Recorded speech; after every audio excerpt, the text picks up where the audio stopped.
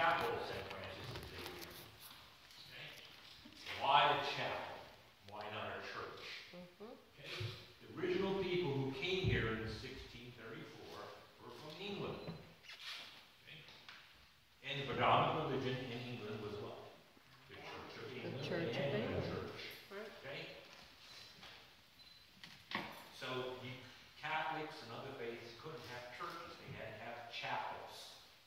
You couldn't have it. So this was the chapel of St. Francis Xavier. Okay? You couldn't refer to it as a church because the official church was the Church of England. So the original colonists came over in 1634, and they came up the river, the Potomac River was right out here, and right across out there, there's a little island called St. Clement's Island. They landed there, and they celebrated Mass. Now, on this trip, there was founded by the Calvary family. There were two gentlemen adventurers, two Jesuits. Father Andrew White and Father John Hall. They came here as they were listed as gentlemen adventurers because in England the Jesuits were priests for the gentry. They weren't for the common person. They were kind of put off the side. Catholics couldn't worship their religion in England if they had a chapel house or they did a chapel. So they came here. So they came out to St. Clement's Island, and along the way they picked up a gentleman by the name of Henry Fleet. He was I would say, an olden day real estate agent. They wanted to come up here, but he said, no, I got a better piece of property for you down there in St. Mary's City. So he took them down to St. Mary's City, and they started up their original settlement. There was about, between, I read anywhere between 99 and 150 people came over on the two ships. Only 20 of them were Catholic. Okay? And so the Catholics were a minority. And it just didn't work together, actually. As a former teacher, I would have to have tangible shows.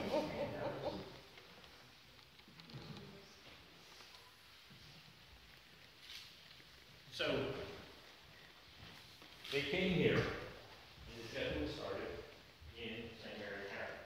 And they focused around St. Mary's City. And then they started moving up the river. Now, we take a look at this church here. Why did the Jesuits come into here, or why did they settle here? Well, you'll be going down to St. Indigo later on. It's about 25 miles down that way, okay? By the river. And remember, back in 1600, that road was not there. That road was not there until the 1930s. So most people traveled by what? By water. Water. So if you look at this point in the neck, there is water on this side, water on this side, and that side. And into the 1930s, the majority of the people came to church. And if you take a look at this one, the Jesuits moved their way up the river, spreading missionary work among the Indians. So they were seeing Indigos, and they had that. And the interesting part was when Calvin came, if you came with him on the boat, and you brought people with him, he gave you land. That's the proprietary manner model that Calvin wanted. So the Jesuits were on board, and they had aliases. Okay? And they had aliases because Father was an agent of the Pope. That's how they referred to him at the time of the Church of England. So if you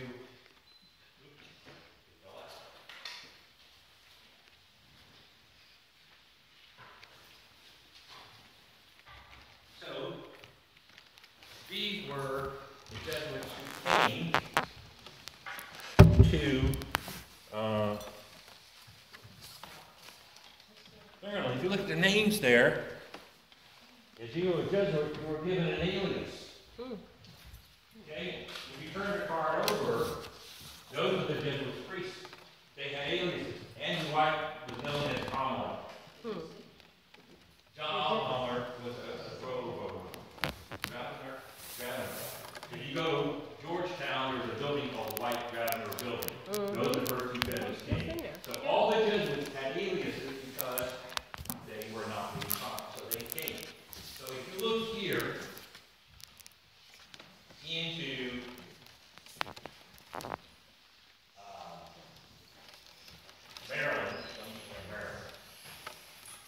They started coming up the river. And guess what? They had a major point down St. Indigo's, the other one was up St. Ignatius and Chapel Point in Charles County. This is like halfway. It's 25 miles here, 50 miles up. And if you look at a map of Maryland, I had in here little dots to show you. So it was a one-day sail from each visit. So it was great to get up here so you can see there. But remember also that as you went along here, there were only how many Catholics that came across on that first boat? 20. They were very, very rich. They were dependent because Calvin ran them a manner which they could then pass it to go. So they came there. And then if you look here, you'll find those are interesting. You have Newtown now. But right across here, there's a point of land called Protestant Point. And why was that? That was, we think, is that they let them know that Church of England was still around, and that you were here. So here's Newtown, so you can see that, and you'll see Protestant Point. Newtown's there, and you'll see it off on the other side of the point. So they came here, and then in 1640, William Breton, which is the Breton base name up there, was given this piece of land. Okay? When you came in, you saw a cemetery. Okay? From there on down, it was given to William Breton. And then, that was about 1640. At the time, the Catholics and Jesuits were practicing in homes. Okay? They would have their homes after they had masses. Well, you have to learn about English history at the time. Who was in power, what was going on. So they came on over, and the initial people who came were indentured servants. So they used indentured servants as a means of labor and so forth in the early 1600s. In 1661, the rule of England changed, and Charles I was more liberal, so that they could build things. So at that point, William Breton gave an acre and a half to the local Catholic here to worship and bury their dead. And that's where we did in that cemetery. So that cemetery dates to the 1600s, even some deaths before 1660. So that's going there. And that's where the original chapel was, up there at the cemetery. That was there. So they had that. But this is still owned by Breton. And then in 1668, Breton sold this to the Jesuits for £40,000 back. That was the currency at the time, which is about $1,700. What a deal. So they got this land, and then the Jesuits started working here. And they worshiped there at that church, and there's evidence that there was a home there too, so they were living there. That went on to about 1700s. And so what happened in the 1700s was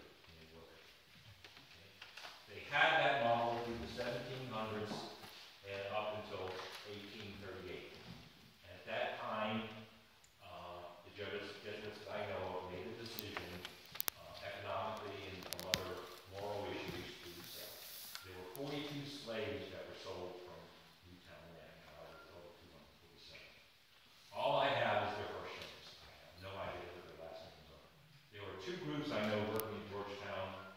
One was with Dr. Rockman, and another group was for the genealogy. So I don't know the genealogy of what. We do know that not all the slaves were sold. There was a presence of slaves that were not here of the Jesuits marrying to other slave owners around. So they did split families. So some of those families are still here. We're working as an oral history trying to bring them back. We just did recently interview a lady who was 92 years old, Anna Berry, and she's African American. And she was here. She's the oldest parishioner of our parish. She was here at the time in the early 1900s. So, after the Jesuits sold the slaves, they moved more into the tenant-farmer mode, where they would parcel off pieces of this property. At one time, there was 11 to 12 tenant farmers living here. So as a tenant farmer, you would be working, you would go your crops. And let's say you grew 3 bushels of corn. Well, you would keep 2 bushels, and you would give the other bushel to the Jesuits. Okay? And so that's how they worked, and that's how that model went from the middle 1800s up until the middle 1900s, and then they rented the whole thing to the whole farm. So he takes care of that. So they went away to tenant farmers. But tenant farmers were here until the 1970s. Let's go back to this church. Okay? Most Catholic churches, correct me if I'm wrong, are done east to west. Okay? This is not east to west. So we wondered about that. What's so significant about this church? Was it built on the road? No, there's no road here. Was it built on the water? No. Okay? And if we go outside later on, I can prove it to you. This church, what the Jesuits did, was went out, put a stake in the ground on the feast day of St. Francis Xavier, which is December 3rd. Okay? And on December 3rd, they cast the stake down. And December 3rd, the annual sun is 116 degrees in 2017. I went out and measured that out there, it's 119 degrees. So the church is aligned with the feast day of St. Francis Xavier. Oh, okay. Okay? It's not east to west. And the interesting part is that I went up to the cemetery is not done east to west either. It's off a little bit. I can't figure that out for a while. So that's what we have for that. But that was the chapel down at St. Mary City is the same way.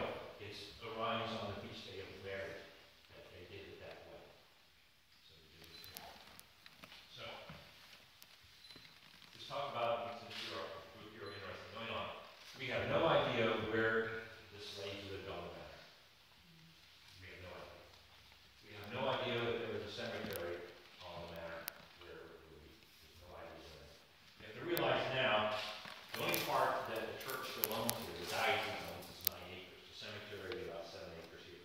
The rest is owned by the state of Maryland. The Jesuits sold to the state of Maryland in 2007. Now, they've done some digging around to try to figure out where some things were based upon historical documents. No one knows where things were. Okay? And there's nothing that we have in our records to show where things were done. There are African Americans buried in our cemetery. It's not a separate cemetery. So in the 20th century and 19th century, they were buried in our cemetery. And we do know that because we have descendants of our parishioners know that their parents are buried there. So that's you know for that.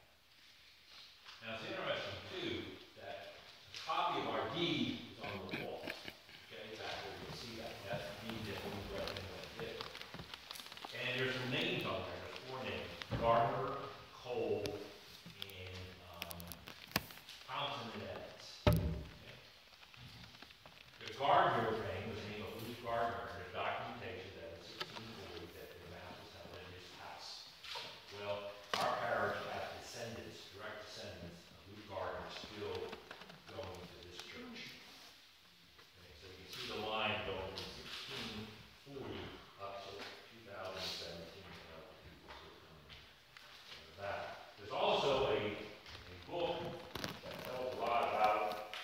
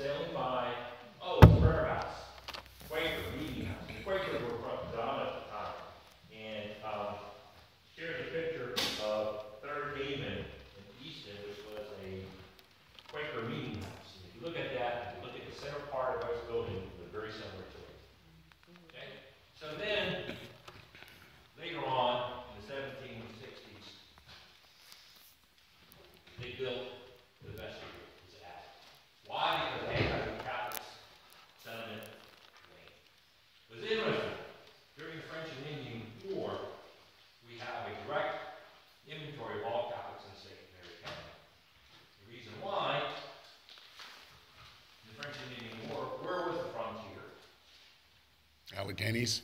the Alleghenies, Frederick, Maryland. So, if you know, with George Washington, he went up to Duquesne to fight. They went along the Bragg, I got there and went. So, the settlers were coming back from that area to Baltimore and Naples. So, the settler at the time said, we have to finance this. So they taxed everybody in the state of Maryland 2 shillings per person per acre of land you own.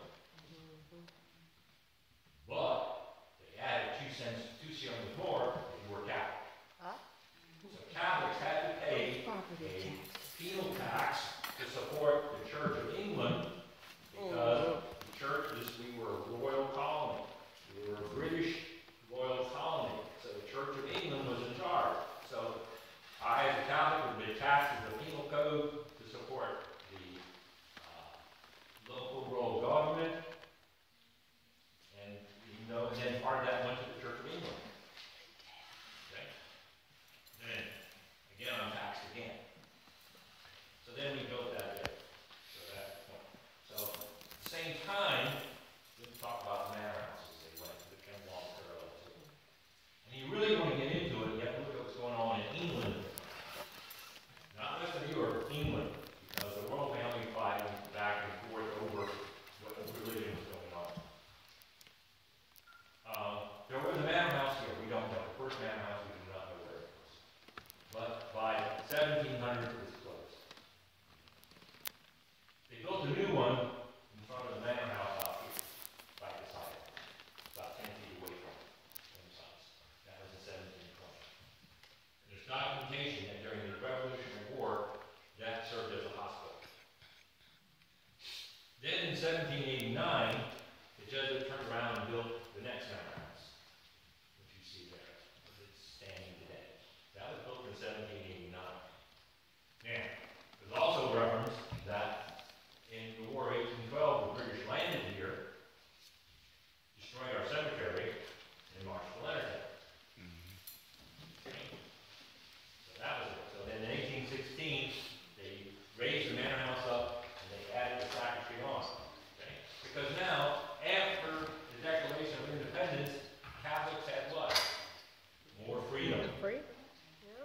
And our First Amendment, one reading I read, our First Amendment attributed to the beginnings of the Calvinists, which is what? Freedom of religion. Okay?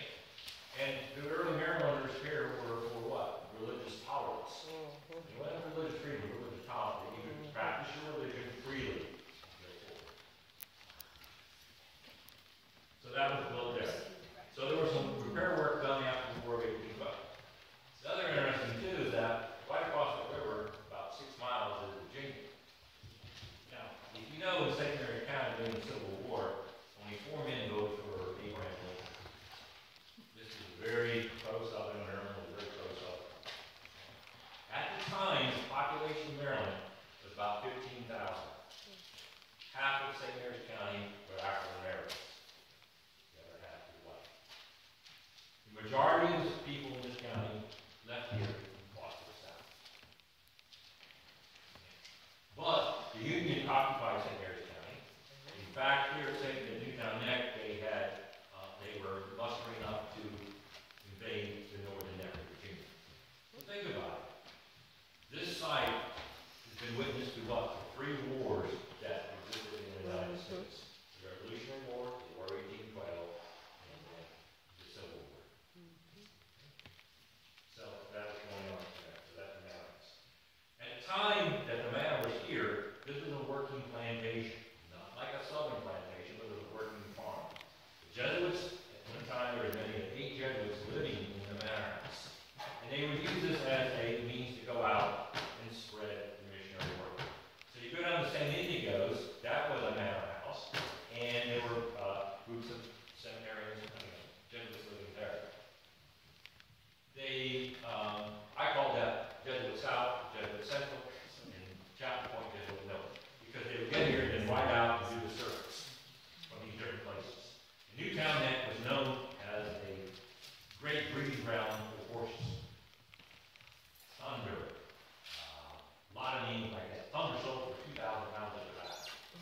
priest would buy our horseback.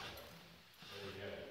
There is documentation at that time that there were slaves living and working in the mountains. I don't know if they lived in there, if they were working in the mountains. The documentation shows that. And then, of course, they had working slaves on the farm here with their families.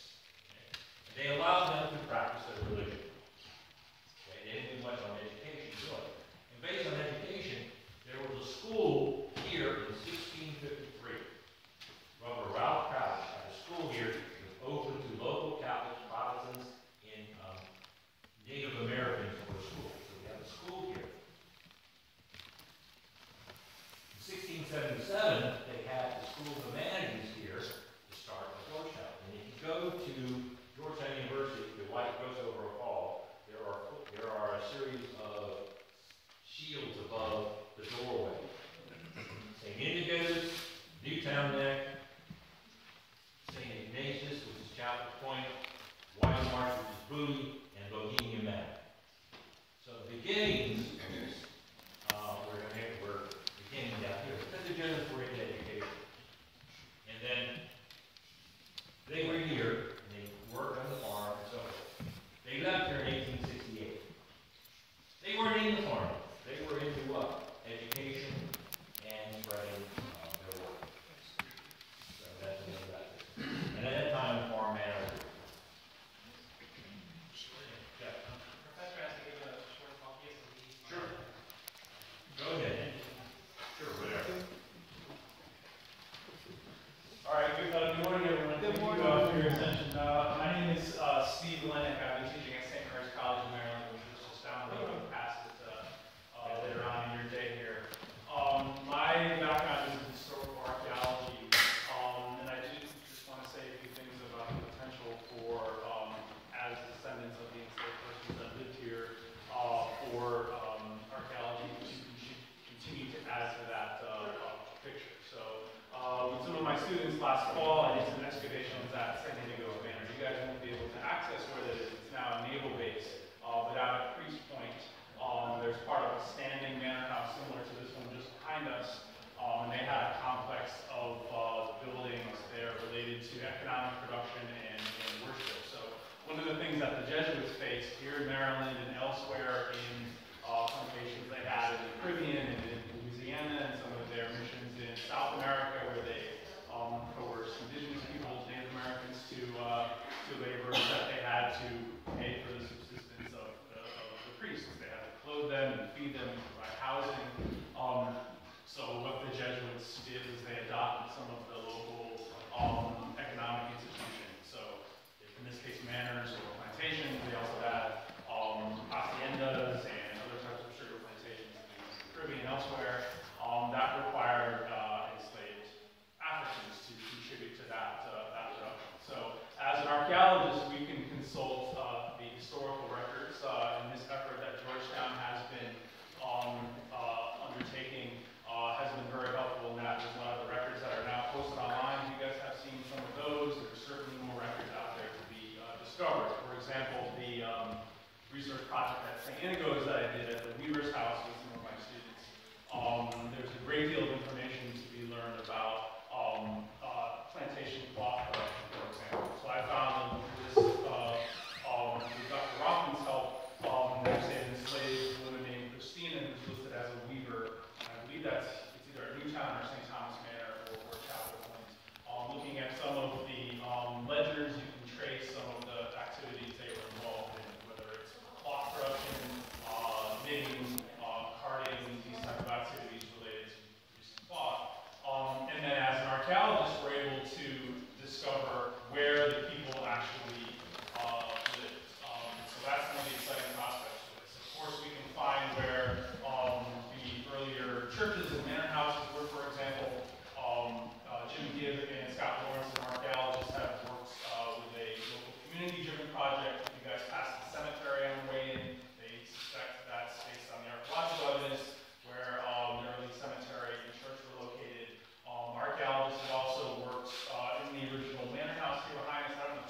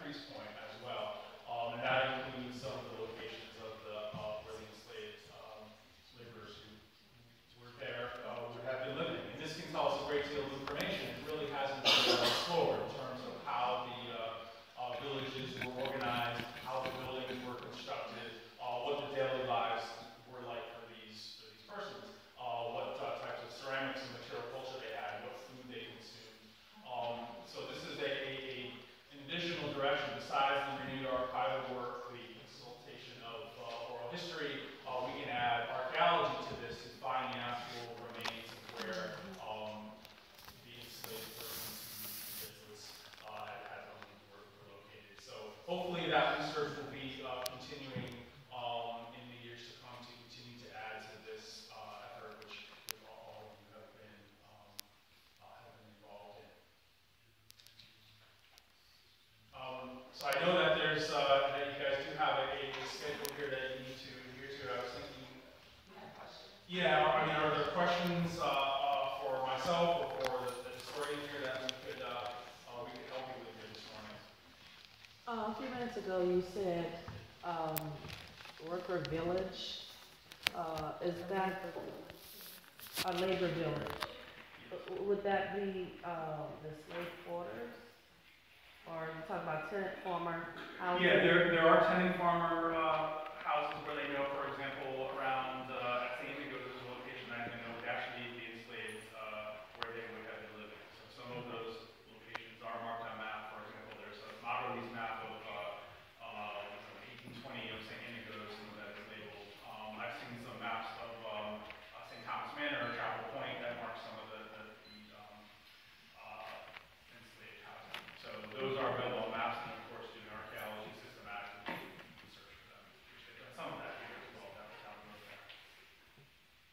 As an archaeologist, it seems to me that, especially in the period of time that you're working in, that there is really kind of an amalgam of people who were indentured servants, those who were slaves, and also those who were First Nations people.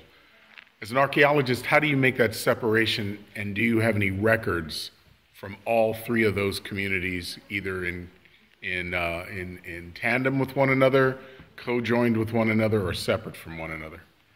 Yeah, that's always been one of the challenges as archaeologists, in which we are using basically the garbage, the things that leave behind, or perhaps the remains of a building that's there in the soil. So usually we approach that as it's the mixture, the creolization of multiple cultures. So it is possible perhaps to trace some foodways, for example, to West Africa, but it's difficult to make that connection. Typically we take it as the creolization, the admixture, the blending of the different cultures that come to form the United States or African American culture. So that would then play out in how the building would be organized, where the rooms are placed, how garbage is disposed, how food is prepared, and how animal remains are cut up and produced as food. Those type of things can help. Usually it's more of a mixture type of So your previous work in the West Indies, Professor, have you had transferable experiences to St. Mary's in terms of trying to identify the slave remains here in St. Mary's? Yeah, some of my earlier work was in the Caribbean island of Dominica, where the French Jesuits had a mission from 1747 to 1763. There are certainly a number of parallels that I've researched in terms of the proximity to the local political and economic centers, such as the St. Mary's City. You had St. Indigo's in Newtown, located right near that. How the plantations themselves are organized, in which there's a tight clustering of the religious, the domestic, and the economic institutions. Those are all very close together. That's similar in Maryland as it is in the Caribbean. In terms of the enslaved, often they do match what some of the local plantations are like, though they do seem to be able to put the resources in multiple areas. They don't focus just on one crop, but they're able to kind of diversify their themselves in terms of how they organize. But certainly that level of what is the enslaved person owned by the Jesuit, what's their life actually like, that information is very limited. I mean, I know the village site is in Dominica and in Martinique. Some of them have just been located here in Maryland, but that's an exciting direction for future work that we undertake.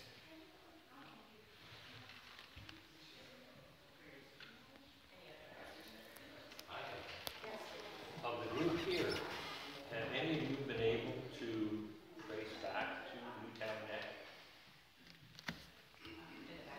1704. Can I gather your names afterwards? Sure. You sure can, because that's some of our relatives are buried in the cemetery just up the street. Mary Queen was here. Right. Queen Mary. Part of our scattering of our oral history is trying to gather That's what can Milford just said. about what has happened here. Queen Mary, our ancestor.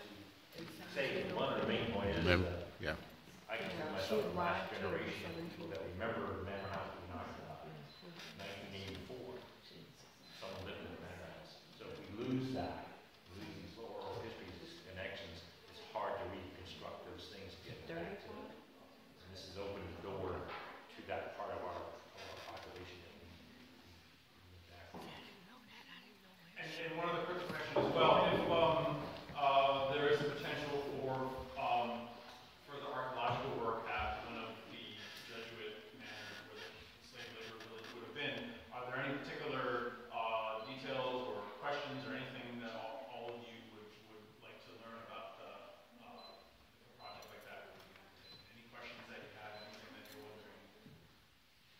And I know you probably sort of this now, but what do you How do we keep in touch? So, of course, we want to know if you find any remains, but then, what work will be done beyond that to mark what has been found? Yeah, that would certainly be part of it, yeah, some type of a marker or a sign or something like that is possible, and that's certainly something that archaeologists and oral historians and others have done. And how you guys determine whether or not something is historically significant, such that there is an effort to preserve it? Yeah, and that's a big question that underlies a lot of federal and state law. What is significant? What does this mean? What do we need to preserve and not damage any further? And that's certainly part of it too. Yeah. So that's part of some of the archaeological work that was done here a couple summers ago. To have a better idea of where things are located now. And so that's part of the process. I'd be really interested to get a better understanding of how the Jesuits and the slaves coexisted, and how what their way of life was like, and whether the Jesuits were living in poverty, and how did the slaves live, and how closely they lived, and things like that. Yeah, and that's how the slaves of the Jesuits compared to other enslaved persons in the local vicinity. Were they treated better in any way? Were they given different types of, or more food or clothing? Did they live in a different fashion in terms of how their house was set up? I think all those questions are would be yeah. I've sort of been grappling with this since the tour yesterday and understanding the extreme persecution of the Jesuits here. And I didn't understand until these cards were passed around how people who were under the threat of persecution and extermination themselves could enslave and hold other people as slaves, and it was because they used aliases. Yeah, and that's part of it. I think another issue with the Jesuits is that the enslaved persons that they had were not owned by the individuals themselves. It was Right. owned at an institutional or a corporate level. So they couldn't say, I own this person. They say it's the Society of Jesus, the institution owns it.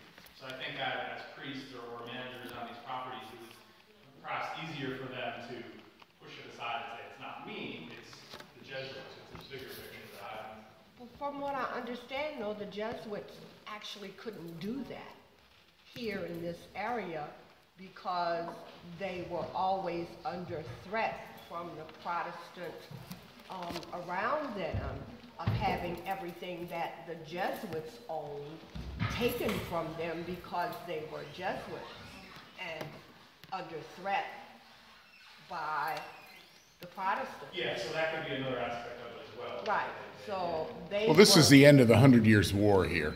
I mean, let's just face it. It was a European war of sectarian nature, and people here were working it out. So yesterday we were also hearing, yeah, they were aware that they were priests, and they put it down that they were priests. Just as long as you don't push it, everything's going to be okay. So the slaves would have been owned technically by a person who lived there, not necessarily by the Society of Jesus. So there's a lot of interplay with that also. Yeah, the Jesuits also noted that they transferred property to trustees to trustees, and to other right. priests. Right.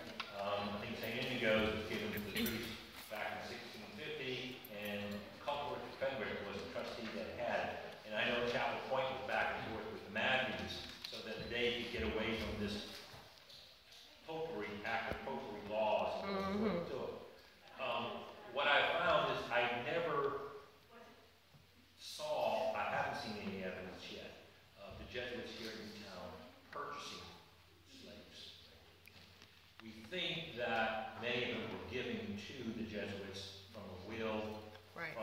families. to go through. Right. That's what I think. That's just my hypothesis. I haven't saw any decorative thing. But also going back to what you're saying is that they had this farm to work with, so they had to get some type of laborer to do it. So there were tenant farmers here at the same time that they were using the slaves to work. Well, that was the genesis of my question on the either separation or the being held in common of people who were indentured servants under contract, the Indians who were working, the Piscataway in particular, who were working here, and what were their contractual relationships or relationships by treaty, because you still had large swaths of territory that were Pamunkey or Piscataway, and those who were enslaved. What were the differentiations and how did people recognize who was who? I can tell you this, I know this is from first-hand information. The indentured servant, my wife traces her family back to the indentured servant. He came over and he was taught a trade by the Jesuits. He was a cobbler. And after his indenture, he left the area and went up to Northern Virginia. So I do know that. There is a reference of, in 1816, when the manor house was raised up, that one of the bricklayers was an Afro-American gentleman.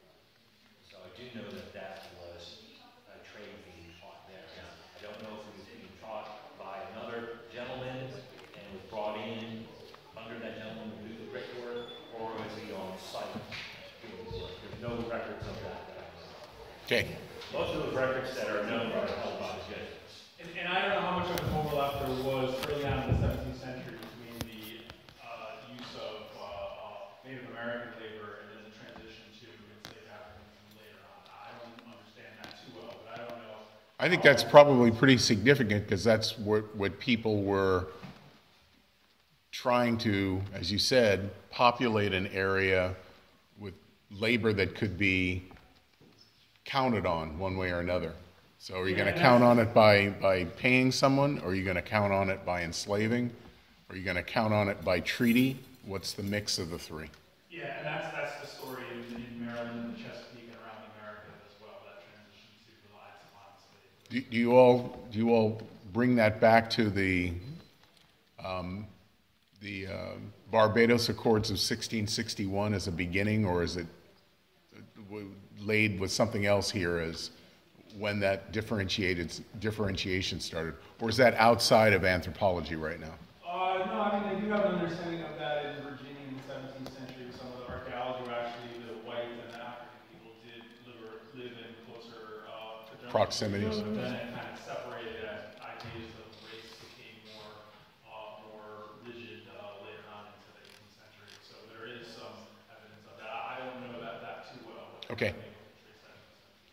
We do know that here, the Native Americans were here like 9,000 BC. Right.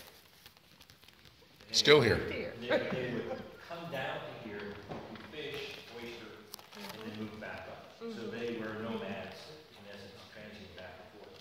So having permanent. Oh, they had permanent settlements with longhouses, Right. which is what I was asking also with yours, where they were. Right. But that was seasonal in the same way if you owned 2 or 3 plantations and you had your main house in one place and some other, doesn't mean you don't own the area. Right. Or you're just being nomad. You recognize boundaries. Professor Bennett has a course to teach as well, so I just want to make sure that you have any other queries. I did want you to mention, though, did you already mention what's being done at Tucson in terms of if people want to come back at a later time and see the digs that are going on in that area? Yeah, I mean, I'm not aware of anything specifically now, but that's something that myself and others have been thinking about, the potential to do further investigations of some of these other plantations. So there's nothing specific, but that's something that I would be interested in undertaking in the future. So you'll be communicating that with us and then. yeah, of course, yeah. If they that's- want to schedule. That would be a big part of it, yeah, if that were to go underway. And that's the type of thing that's really exciting as an archaeologist, if you wanted to involve some of the here in that research as well. That would be ideal.